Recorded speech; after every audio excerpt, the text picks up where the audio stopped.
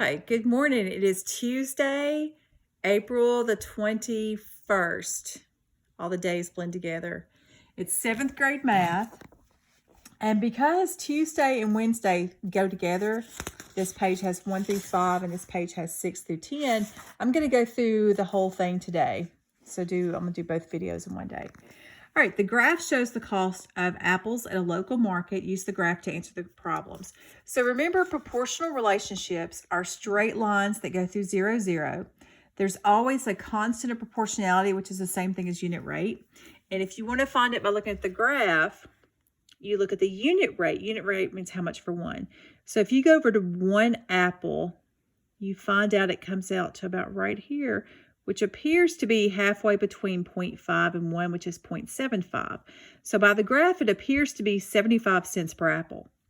Well, if that's true, then 2 apples would be twice as much. So 75 and 75 is $1.50. So when I go to 2, yeah, it looks like it's $1.50.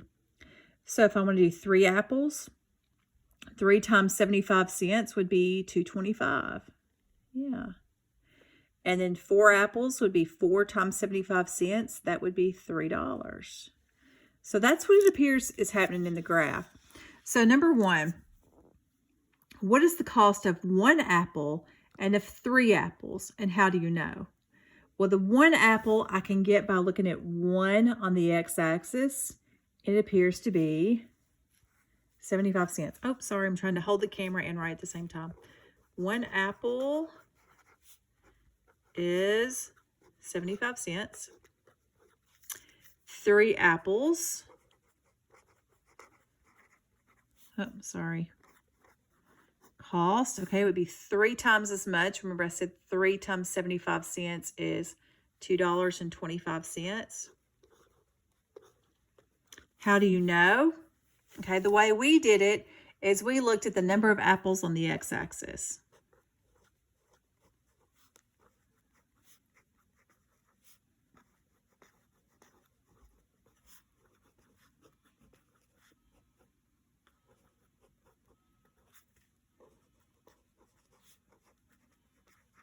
And find the cost.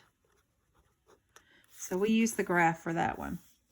Now we kind of found, I'll go a little step further, we kind of figured out what we thought 1 apple cost first, and then we worked our way up using that cost to see if 3 apples would be $2.25. So we kind of used the graph to check our answer, but I don't have much space to write there.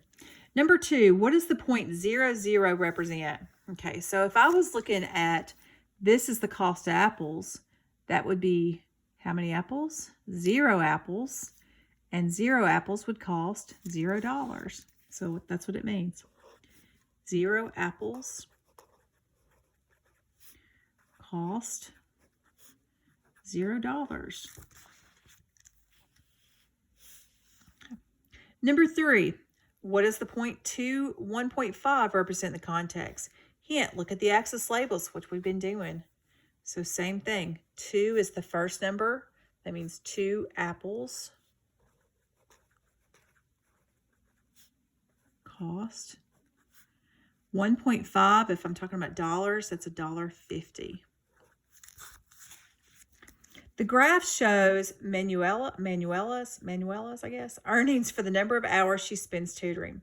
Use the graph to answer problems 4 through 5. So looking at the graph. So once again, notice the hours worked are across the bottom. How much she earns, the earnings in dollars are going up this axis. So it says, how much does she earn for each hour of tutoring? So specifically, I want to look at 1 hour. Well, the problem this time is it's really hard to tell where 1 hour goes to. It looks like it's somewhere between 10 and 20, but kind of hard to tell. So instead of looking at 1 this time, I'm going to go up to 10 hours because that one's easier to see. If you go up to 10 hours and go across, it's pretty easy to see that 10 hours cost or earns $100. So I'm going to make a table. 10 hours, earnings in dollars would be $100. And if I want to scale that down, I would divide by 10. That means 1 hour would be $10. So let's look at that. So let's see if we can tell that. 1 hour would be halfway between 0 and 2. Yeah, that looks like it is right there at 10. I was thinking between 10 and 20, but it is right there on 10. So I'm glad I checked. So it looks like $10 per hour. And you could explain this in different ways. The way I did it is I found out easily that 10 hours equals $100. Then I divided each by 10 to find the hourly rate.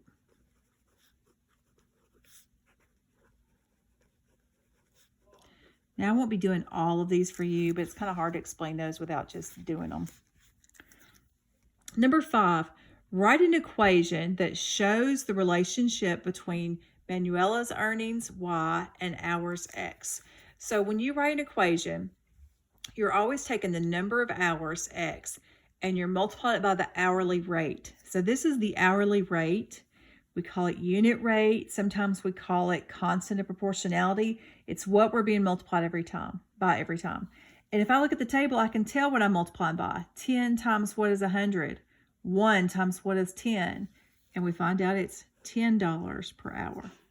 So that's the constant of proportionality. In other words, that's what the hours are being multiplied by each time. And if I even want to throw another number in here, like I want to do 5 hours, 5 times 10 is 50. Let's see if it works on the table. Go to 5. You see it goes up to 50. Okay, number 6. What is the constant of proportionality? We just said that's the same thing as unit rate. Now write that over here. Explain how you know. So once again, looking at the table, think about how you would find the constant of proportionality or unit rate. Remember I said unit is the amount for 1. So you go for 1 hour and see what the axis would be. Looks like it goes to 50. All right, let's check it again to see. So 1 hour is, 1 hour is 50 miles. 2 hours would be twice of that. So it's twice as much if it goes to 100. Yeah. So it looks like the constant is 50. How do you know?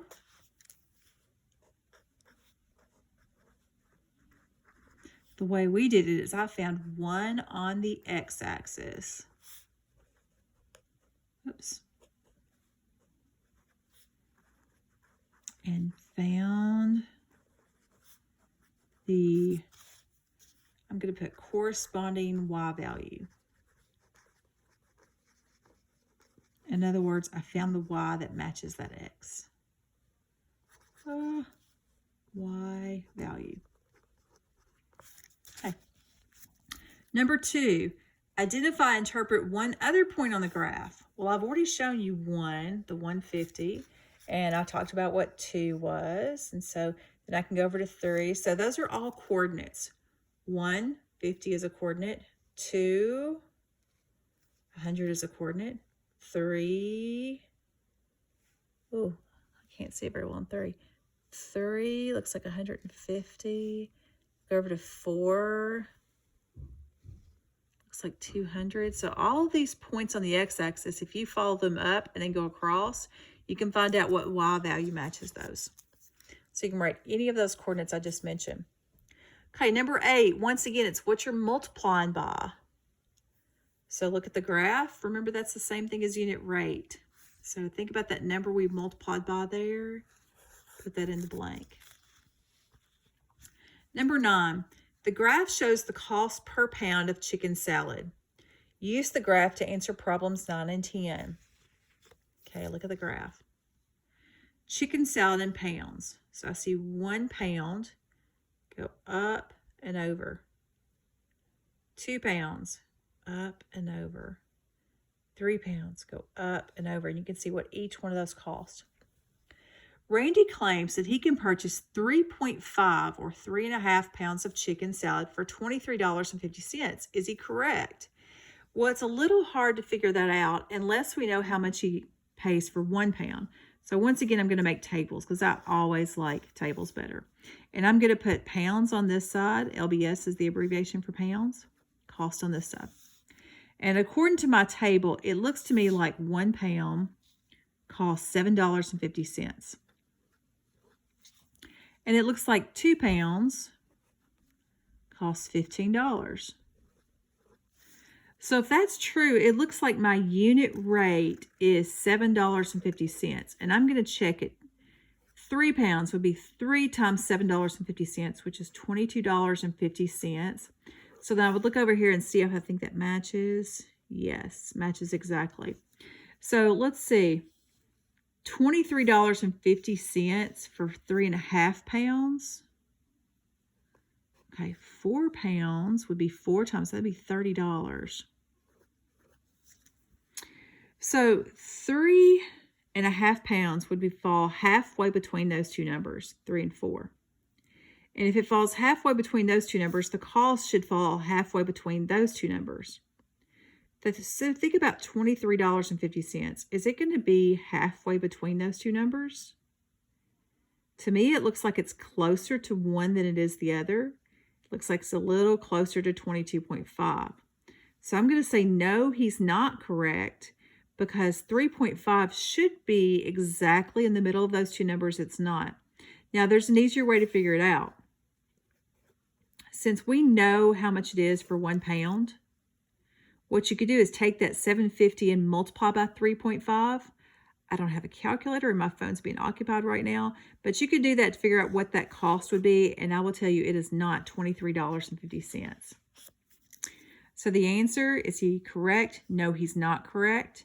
You can explain it a variety of ways. You can use the table and talk about how halfway between 3 and 4 should be halfway between those two, and it's not. Or you could multiply by 3.5 to see what that equals and find out it does not equal that. Number 10, explain how you can determine how much chicken salad may be purchased for $52.50. So the question is, if the cost is $52.50, how many pounds did you buy?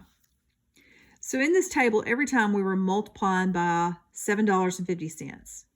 So if you're taking this number and you are multiplying by $7.50 and getting $52.50, if you want to go back to the number of pounds, you can do the inverse operation, which means you can divide. So if you will take these two numbers and divide them, $52.50 divided by $7.50, it should tell you how many pounds there are. Once again, I don't have my calculator, but go ahead and do that. All right, that is Tuesday and Wednesday's work. So I will see you again on Thursday.